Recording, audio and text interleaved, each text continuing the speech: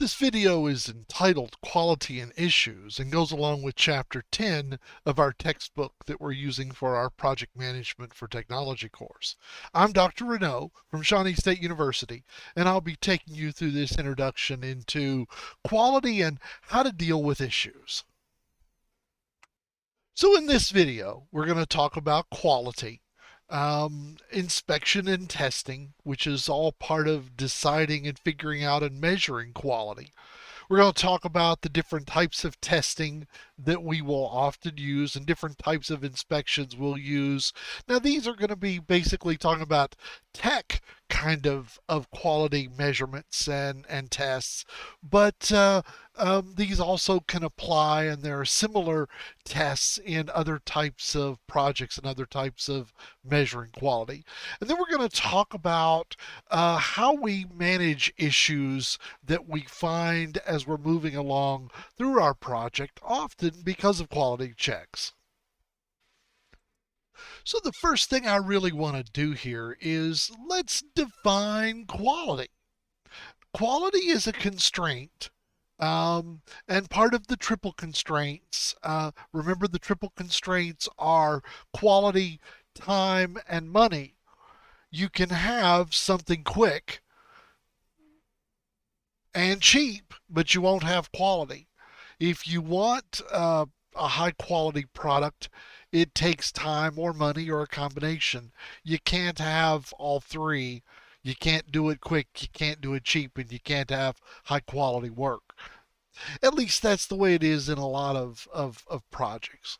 So quality is a constraint. And remember that quality always includes acceptable variation.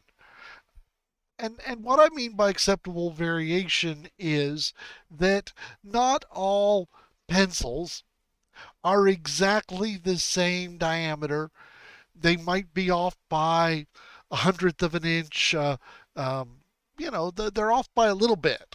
The quality of the surface of the paint on the pencil isn't always perfect, but it's generally good enough. So we always have to figure out how much is an acceptable variation, how close to perfect do we have to be every time, and we need to plan and test for quality. Now, in a software project, that means uh, doing tests and certain types of tests and making test plans. For a project where we're going to be building a factory, we need to plan for the quality of a piece of concrete or the quality of a piece of wood that we're building a building with, and we need to test that.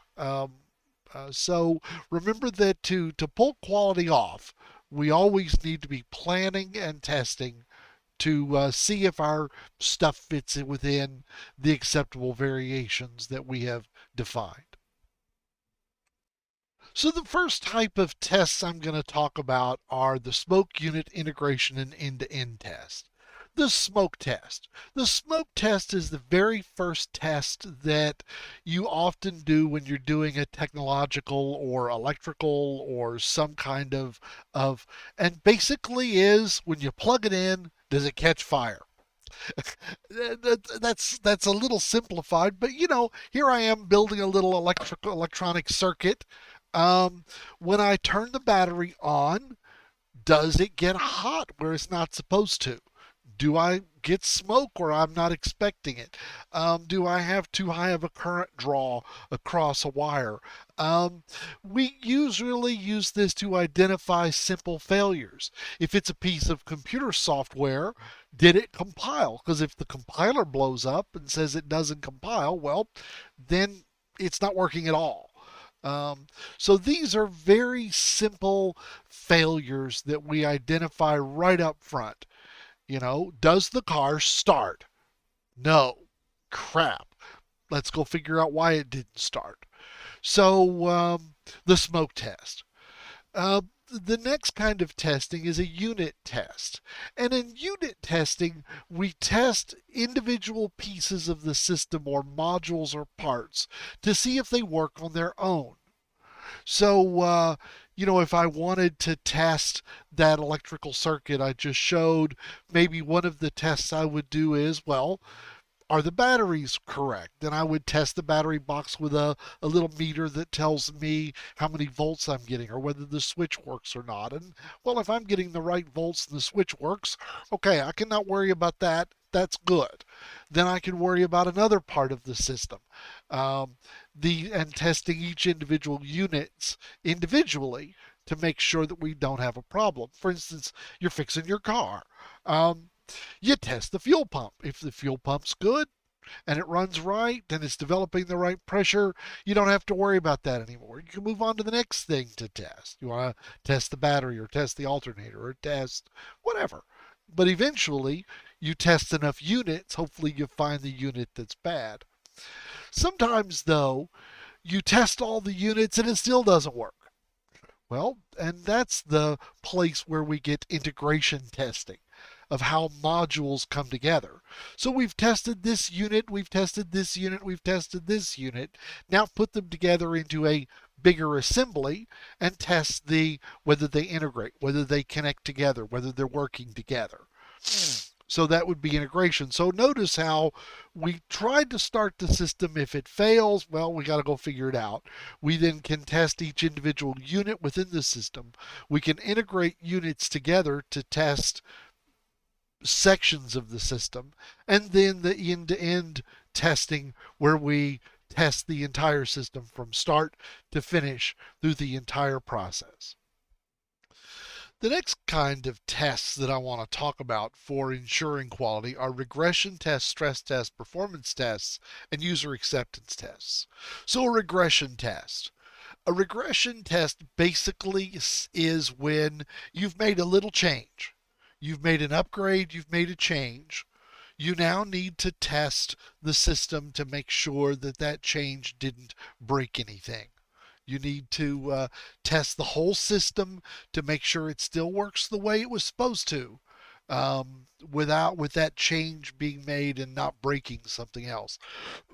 Often in a piece of software, if a change is significant, it could affect another part of a system where maybe a database change or some change of that sort.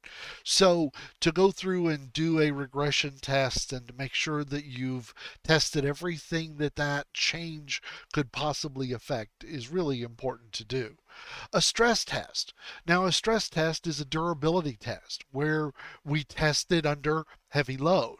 For instance, a piece of software might work just fine on your desktop, might work just fine on your high end development computer, but if it were released to users with slower computers, laggy network connections, is it going to work? Is it going to work if you have a sale? Imagine if Amazon didn't stress test their systems so that on Black Friday or on Amazon Prime Day, their servers would come crashing to their knees because everybody was on them. I mean, we've all heard of the Ticketmaster fiascos and other fiascos of companies that just built their systems but didn't really durability and stress test them to make sure they would work under the possible heavy load. And it's difficult to stress test a system, but it's imperative. You don't want to build a bridge that isn't going to be durable and stable in a heavy use situation. Performance. We also need to look at performance um, at speed. And again, that the kind of performance and stress testing are often done together, because if a system performs well during a stress test and is fast enough, or then that's great. So we have to always pay attention to what happens when we scale a system up to its full use. And lastly, there's the user acceptance testing, or UAT. Is the user happy? Does it do what you promised it would do? So that's think of these different types of tests as testing different parts of the system as you're going through the development. You've Smoke tested. Did it work? Did it catch fire? Um, are the units working? Did the units integrate well? Did the system test end to end? Does after you make a change, does it still test? Does it stress test? Can you handle the kinds of loads and durability and stability? Does the software crash under under heavy loads? Does it work fast under heavy loads and under the user loads that are needed? And lastly, does the user really like it? So we've talked about quality, but as we're going through our testing for quality, as we're going through our development, as we're going through working on our project, as we're going through working through our work breakdown structures, whether we're working agilely or classically, it doesn't matter. Things will happen. Okay. Issues will happen. And one of the things that you're going to need to do is you've got to track these issues. Um, because if you don't track the issues, you don't know if they're done, you don't know how that's going to affect quality, and the issues will compound. And just saying, oh well, Bob will take care of it, or Mary over there can deal with it, that doesn't work so well without tracking. So each issue needs to be assigned an owner. The owner is the person responsible for the issue, for making sure the issue is resolved. Now, that doesn't necessarily mean the owner is the person doing the work to resolve the issue. It might be a manager or a team, or the owner might be you, the project manager. Usually when we're tracking issues, we have a spreadsheet or a blog or an issue tracking software system where we put in the ID. We give each issue a number, or a letter code. We give it a date, who owns it, who discovered it, a description and notes, its priority, its urgency. Because think of priority and urgency are different. You know, um, getting this done might not be a priority, but we've got to have it done right now because it's something, it's needed for something else. Or so be sure to think about how important it is, and how it affects other issues or other parts of the project, because an issue very easily could put a stop to another work item. What's the status of the issue? Is it been discovered? Has it been assigned? Is it being worked on? Is it done? Has it been tested? And then in your issue tracking log, you need to also include resolution notes and date, so that if that issue ever comes up again or somebody has a question about that issue, we can go straight to the issue tracking log and go, oh, there was the issue, and here's what we did, and here's how we solved it, and here's who did the work, and here's what their notes were, and okay, I understand it. Or that gives you the tools to go get to the people who actually did the work and to the owner to make sure how they resolved it and what they did. As we're going through and trying to resolve these issues and the techniques to use, remember that we need to always determine the priority of the issue. And I mentioned that in the log. What is the severity or impact to the project? So how is this going to affect the project?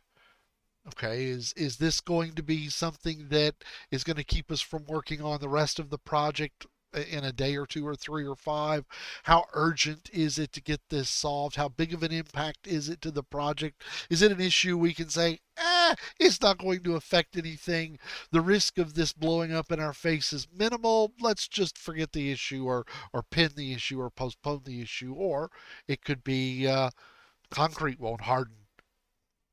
That's urgent because we need that concrete to harden, because we've got to do things on that floor. So that's important. The scope or the impact to the organization also needs to be dealt with, because sometimes an issue might not be a big issue in the project. It might not stop the project from moving forward, but it might be a huge impact or a huge thing that the sponsor or stakeholders care about. It might be a great big priority to the stakeholders and sponsors, even though it might not be that important to the project at this point. Maybe there's a reporting feature that they're like, no, we need the report now. Uh, well, but we don't have the rest of it done yet, and we don't have to do the report now because we're working on other things. Well, no, we need it now. So sometimes the priority or urgency of an issue get changed by impact to the organization as well as impact to the project.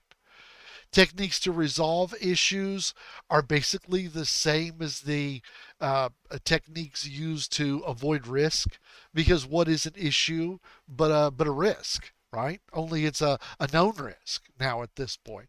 So we exploit, transfer, avoid, accept um, the issue to, right, we exploit the issue, we transfer the issue, we fix the issue, whatever. Sometimes with issues we have to create a temporary workaround. Sometimes you just can't fix it right now. Sometimes it just isn't going to get fixed. Maybe we don't have the technology, maybe we don't have the people, maybe we don't have the infrastructure that we're developing in another part of the project yet to fix the issue, and we'll just have to create a temporary kind of workaround. But because of that temporary workaround, we need to note that on the issue log, and we don't close the issue. The issue is paused, or the issue is a flag of temporary workaround, and we make notes about how to fix that, because later, when the project is actually being finished, we don't want those temporary workarounds still being there, because, well, they might not work anymore. Also, when we finish an issue, close an issue, we need to have serious outcome documentation. And I mentioned that earlier, but the owner needs to document and close the issue, and communicate to the project manager and the team, which is why we need to have an issue tracking spreadsheet or log or blog or some other sort of system to track our issues. Now, there's one last thing I want to mention, and that's called the action item. I didn't even put that in the list of what this video was about. An action item is not really an issue, and it's not really something that's part of the project. Think of the project work, um, to actually build. Maybe you're building a building or building a barn. The action item isn't one of those steps to actually build the project, but it's not really an issue. It's not something that's come up that we've got to fix, that we've got to resolve, that's going to stop the project from working. An action item is one of those things that often come up as part of a status meeting or a project meeting. For instance, maybe the stakeholder says, so, what is the status of this? What is the status of that? When can I have this? When can I have this feature? When can I have this? Um, that's not directly an issue. That's not directly part of the work of the project, but it is something that we have to answer. Um, so these action items are, again, come up often during a status meeting, and are questions and information to stakeholders, or information to vendors or subcontractors, or, I mean, there are lots of things that may come up as an action item. You need to keep an action item log also, probably separate from your issue log, because action items and issues are two different things. One of them is part of the project and part of creating the project, and one of them is part of the administration of the project. But an action item log needs to have an ID, give each action item a number or a code, a date, description, owner, notes, progress, and whether it's been completed or not. So, um, we've talked about quality, we've talked about an issue log and how to deal with issues, treat them like risks, and we've also then talked about action items, which are things we've got to do, but not are directly related to part of the project work. Kim Heldman's 2023 CompTIA Project Plus Study Guide PK0005 3rd edition was used in the preparation of this presentation. Again, thank you for suffering through another one of these wonderful lecture videos. This presentation is copyright 2023 by James Reneau Ph.D. You can contact me at jreneau@shawnee.edu. Remember, this work is licensed under a Creative Commons Attribution, Non-Commercial Share-alike 4.0 International License, and see you again sometime soon.